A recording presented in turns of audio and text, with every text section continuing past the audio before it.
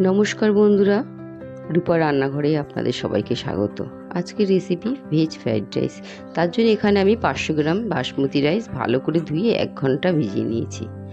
তারপরে একটা হাঁড়িতে জল গরম বসিয়ে তার মধ্যে দারচিনি, এলাচ, লবঙ্গ, 2টো তেজপাতা আর অল্প সাদা তেল দিয়ে জলটা ভালো করে ফুটতে দেবো।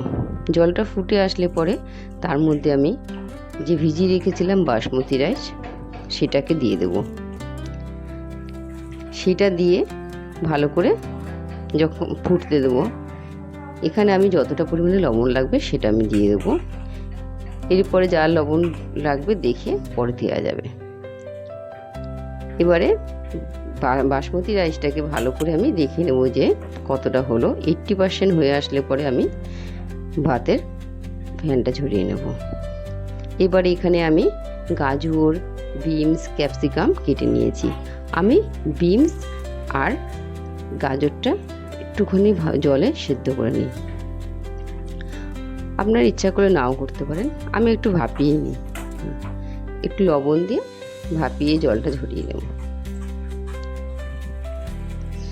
এবার জলটা ঝরানো হয়ে গেলে এবার এরপরে আমি একটা কড়াই বসাবো।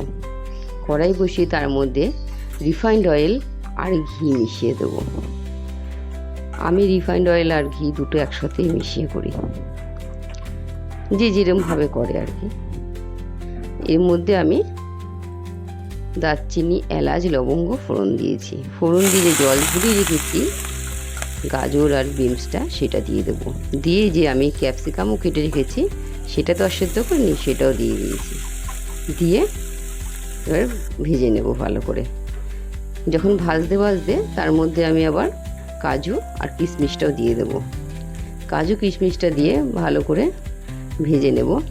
ভাজা হয়ে গেলে পরে যে বাসমতি রাইসটা আমি জল ঝরিয়ে রেখেছি সেটা দিয়ে দেব। সেটা দিয়ে একসঙ্গে মিশিয়ে দেব। এবার এখানে যা স্বাদ মতো চিনি লাগবে সেটা দেবো। এবার ফ্রাইড রাইসে একটু চিনিটা বেশি দিতে হয়, মিষ্টি মিষ্টি ভালো লাগে ফ্রাইড রাইস।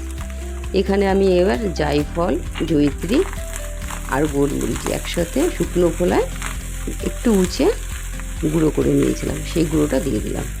দিয়ে এবার আমি কিছুক্ষণ এখানে রান্না করে নেব। রান্না হয়ে গেলে এটা একদম পুরো পরিবেশনের জন্য রেডি। Thank you. যদি ভিডিওটা ভালো লেগে থাকে একটা সাবস্ক্রাইব করে দেবেন চ্যানেলটা।